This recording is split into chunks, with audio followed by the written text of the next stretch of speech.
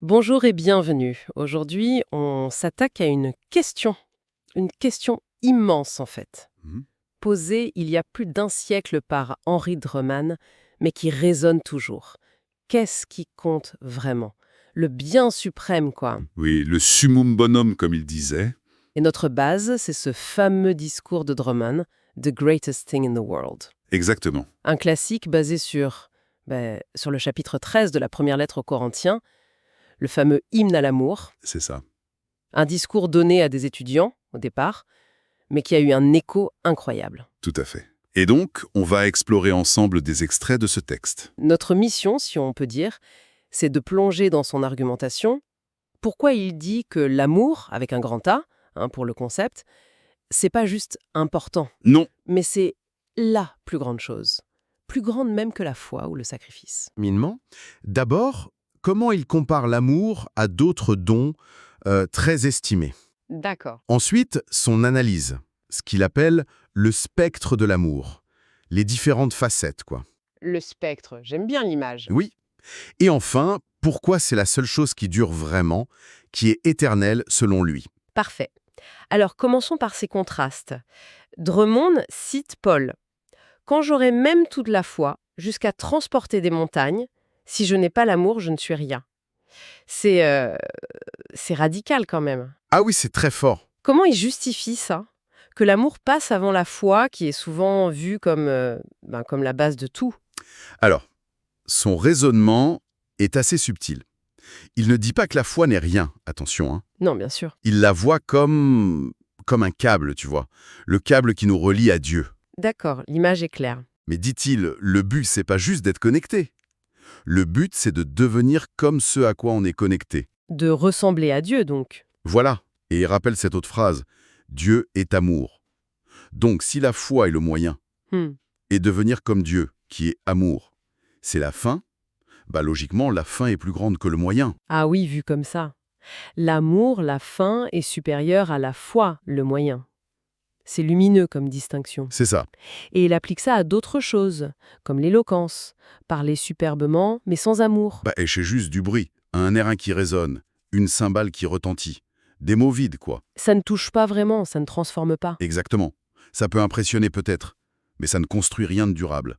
Et il étend ça à la prophétie, à la connaissance des mystères, tous ces dons intellectuels ou spirituels. Oui, S'ils n'ont pas un amour comme moteur, comme essence, il dit « je ne suis rien ».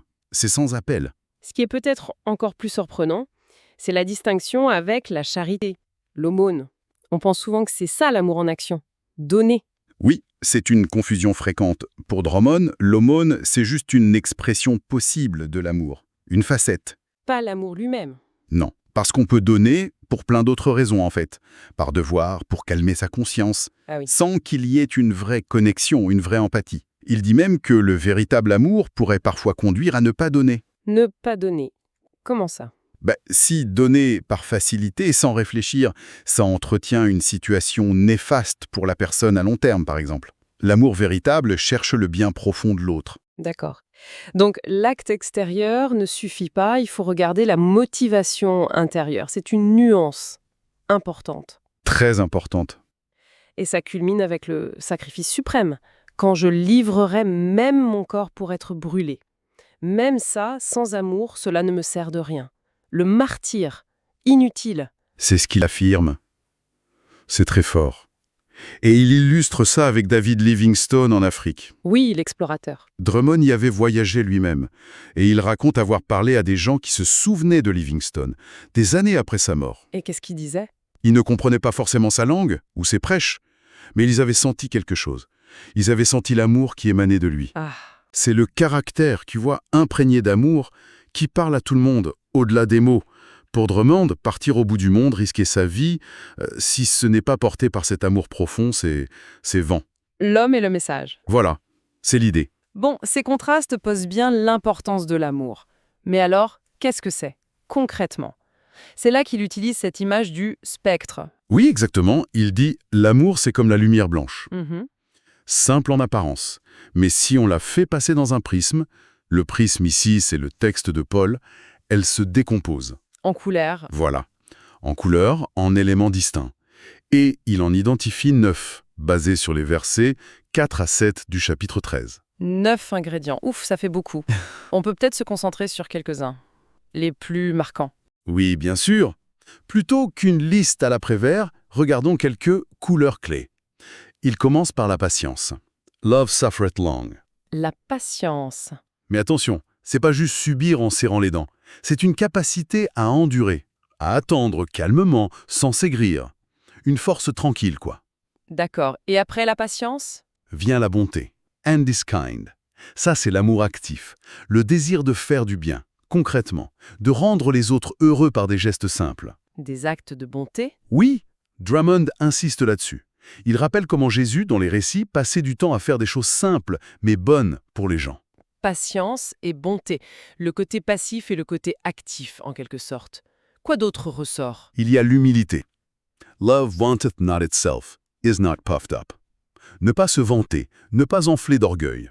Classique. Oui, mais il va plus loin. Il suggère que le vrai amour, non seulement il ne cherche pas à parader, Oui. mais il cherche même à oublier ses propres bonnes actions, à effacer en soi le besoin de reconnaissance. C'est assez fin comme psychologie. Ah oui, ne même plus avoir besoin de se dire « j'ai bien agi », c'est un sacré défi. Carrément. Et un autre aspect très concret, très quotidien, C'est la courtoisie. Doth not behave itself unseemly. Ça peut paraître un peu désuet, peut-être. un peu, oui, la politesse, l'étiquette. Mais pour Drummond, c'est fondamental. C'est l'amour dans les petites choses, dans nos interactions de tous les jours. La politesse, c'est pas juste des règles apprises, c'est l'expression d'un respect aimant pour l'autre. L'amour dans les détails. C'est ça. Il donne l'exemple de Robert Burns, le poète paysan écossais, un vrai gentleman selon lui. Pourquoi? Pas par sa naissance, j'imagine? Non, justement. Parce qu'il avait cet amour profond pour les gens, la nature, les animaux. Il était gentle, doux, un gentleman. C'est l'amour qui rend courtois, pas l'inverse. C'est une belle redéfinition de la courtoisie. Et il y a aussi l'altruisme, j'imagine. Seeketh not her own. Oui, ne pas chercher son propre intérêt. Et là encore, il y a une nuance intéressante. Laquelle? Il dit que le plus dur, c'est pas de renoncer à ses droits une fois qu'on les a revendiqués. C'est de ne même pas les chercher au départ. Ah oui, oublier l'élément personnel, comme il dit. Voilà. C'est un oubli de soi assez radical. Trouver son bonheur dans le don, le service, pas dans l'accumulation ou la revendication. C'est un renversement complet de perspective. Et il y a un point sur lequel il insiste beaucoup, qui touche notre caractère, notre tempérament. Ah oui, la bonne humeur. Ou plutôt, le fait de ne pas s'irriter facilement. Is not easily provoked. La maîtrise de soi, quoi. Exactement. Et là, il est vraiment percutant. Il ne voit pas la mauvaise humeur, l'irritabilité, la colère rentrée comme un petit défaut sans importance. Non. Non. Il dit que c'est un péché destructeur. Il l'appelle même le vice des vertueux. Le vice des vertueux? Pourquoi? Parce qu'on le trouve souvent chez des gens qui sont par ailleurs très droits, très moraux. Mais cette mauvaise humeur, cette acidité, ça empoisonne tout. C'est vrai que ça peut gâcher l'ambiance. Mais c'est pire que ça. Pour Drummond, il oppose les péchés du corps, comme ceux du fils prodigue, Oui. aux péchés de la disposition, la colère, la jalousie, l'amertume, le manque de charité, l'orgueil. Et il pense que ces derniers sont peut-être plus graves. Plus grave. Que des péchés plus... Spectaculaires. Oui, parce qu'il nie l'amour au cœur même des relations quotidiennes. Il dit que la mauvaise humeur déchristianise la société plus sûrement que beaucoup de scandales. Ça brise les familles, ça crée de la misère. C'est sûr, hein? Et ça remet en question nos hiérarchies habituelles du péché. Ça. Complètement. Il prend l'exemple du frère aîné dans la parabole du fils prodigue, le frère vertueux, mais plein d'amertume et de jugement. Qui refuse d'entrer à la fête. Voilà. Pour Drummond, c'est un symptôme d'un manque profond d'amour.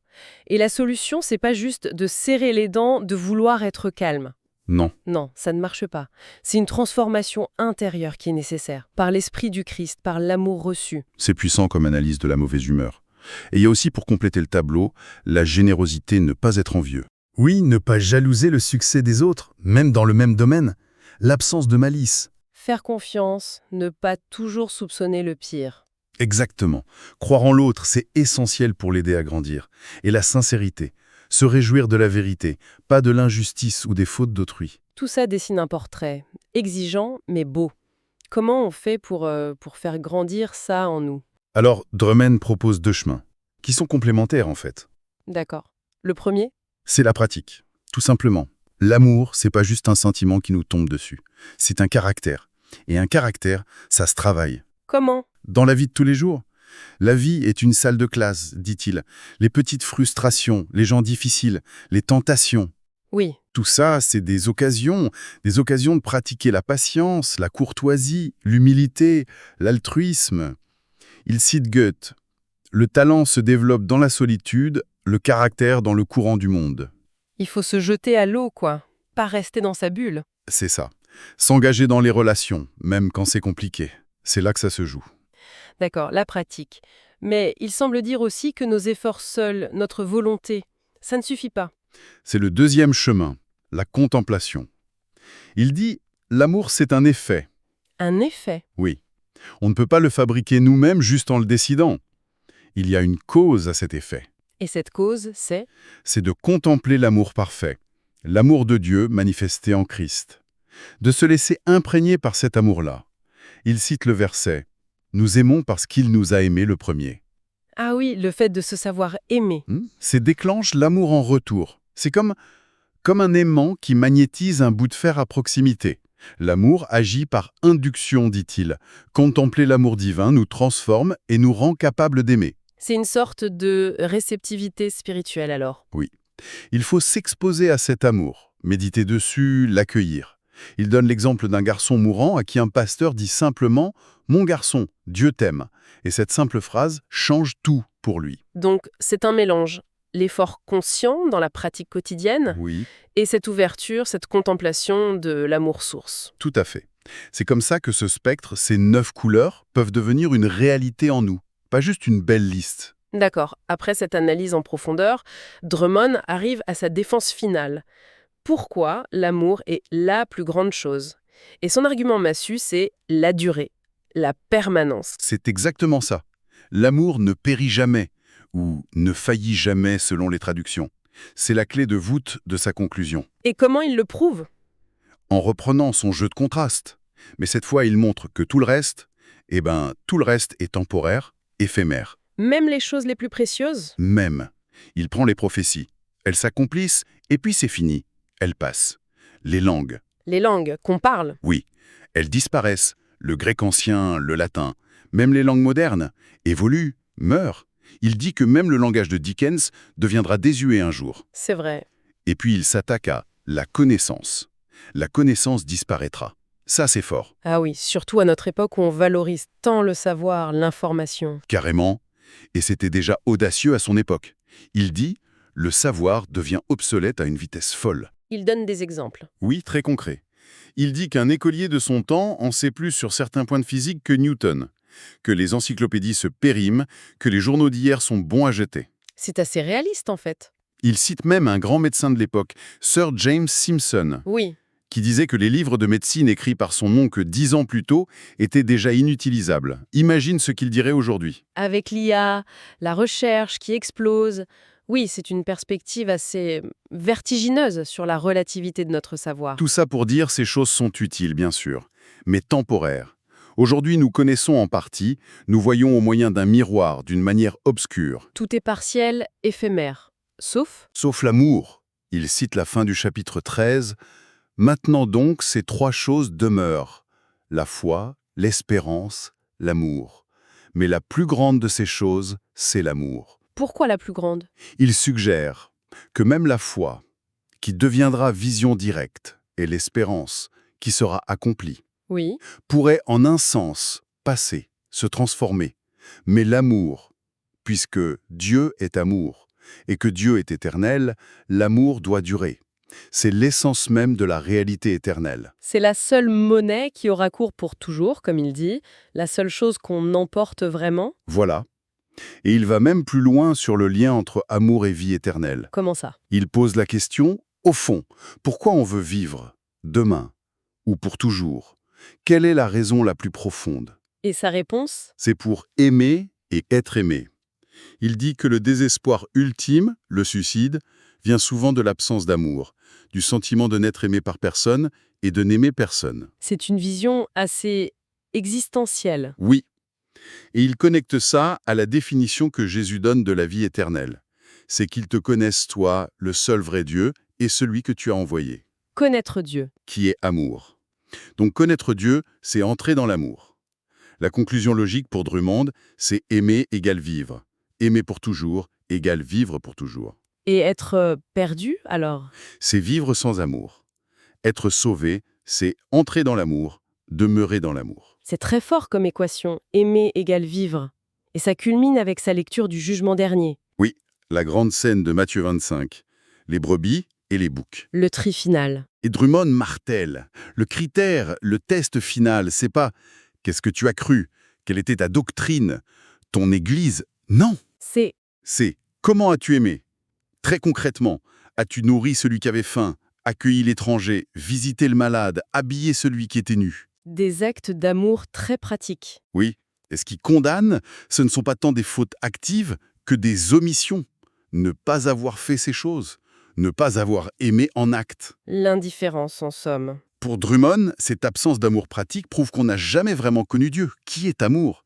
On est passé à côté de l'essentiel. Ça ramène tout, finalement, à la qualité de nos relations, de nos actions envers les autres. Tout ça motivé par l'amour. C'est vraiment le cœur de son message. L'amour avec toutes ses facettes très concrètes. Patience, bonté, humilité, courtoisie, altruisme, bonne humeur. C'est ça qui compte par-dessus tout. Parce que c'est l'essence de Dieu. Et la seule chose qui dure, qui traverse le temps et l'éternité. Il dit aussi quelque chose de très beau sur la mémoire qu'on a de sa propre vie, non? Oui, c'est une belle touche finale. Il suggère que quand on regarde en arrière sur sa vie, Oui. les moments qui brillent vraiment, ceux où on a eu l'impression de vivre pleinement, ce sont toujours des moments où on a agi par amour. Même des petits gestes, des choses simples, peut-être oubliées des autres, Ce sont ces moments-là qui restent. qui constituent le vrai trésor d'une vie, selon lui. Pour que ça ne reste pas juste une belle idée, il proposait un exercice pratique à ses auditeurs, je crois. Oui, il les encourageait à lire ce chapitre 13, l'hymne à l'amour, régulièrement, toutes les semaines ou même tous les jours, Pourquoi faire? pour laisser ces ingrédients, patience, bonté, humilité, etc., infuser leur caractère, pour que ça devienne une seconde nature. Parce que, comme il dit, Oui. aucun homme ne devient un saint dans son sommeil. Ça demande une attention, une intention, une pratique délibérée. Une invitation à l'action, donc, pas juste à l'émotion. Exactement. Alors, pour conclure cette exploration, une dernière pensée à méditer. Drummond nous alertait, déjà à son époque, sur la vitesse à laquelle la connaissance et les choses matérielles deviennent obsolètes. Mhm. Dans notre monde actuel, encore plus saturé d'infos éphémères, de changements constants, qu'est-ce que ça changerait à nos choix, à nos priorités, au sens de nos journées, Oui, si on se recentrait consciemment sur cette seule chose qui demeure, l'amour? Si le test ultime, comme le suggère Drummond en lisant la Bible, c'est vraiment comment ai-je aimé? Hmm. Quelle toute petite pratique, un peu plus de patience dans les bouchons, un mot gentil imprévu, un peu moins de jugement rapide, un service rendu sans rien attendre. Quelle micro-pratique d'amour pourrait-on choisir, là, aujourd'hui, d'intégrer dans notre courant du monde?